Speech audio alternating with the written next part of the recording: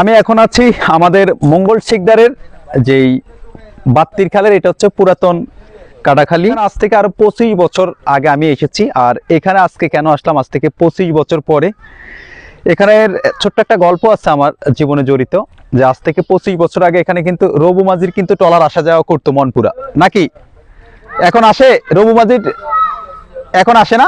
তো আজ থেকে প্রায় 25 বছর আগে আমার বাবা তখন মনপুরাতে ব্যবসা করতেন, চাউলের ব্যবসা করতেন। সেই সময় কিন্তু মাল্টিফোন কিংবা কল টু কল ওই ফোনগুলো ছিল না। তো ওনার জন্য একটা সিডি দিচ্ছেন, আমাদের বাড়ির গাছ অন্যজন কেটে নিয়ে যাচ্ছে। তো ওই সিডিটা দিতে এসে আমি আর আমার ছোট ভাই, সেই সময় আমাদের বয়স ছিল, আমার হয়তো 8 বছর আর আমার বড় ভাইয়ের বয়স হয়তো 10 থেকে 11 বছর ছিল। আমরা দুই ভাই একসাথে চলে গেছি মনপুরা। তো এখানে আসার পর আজ থেকে 25 বছর পরে সেই স্মৃতি মনে পড়ে গেল। তো ভাবলাম যে বিশেষ করে যারা আমার ভালোবাসার মানুষ আছেন তাদের সাথে শেয়ার করি।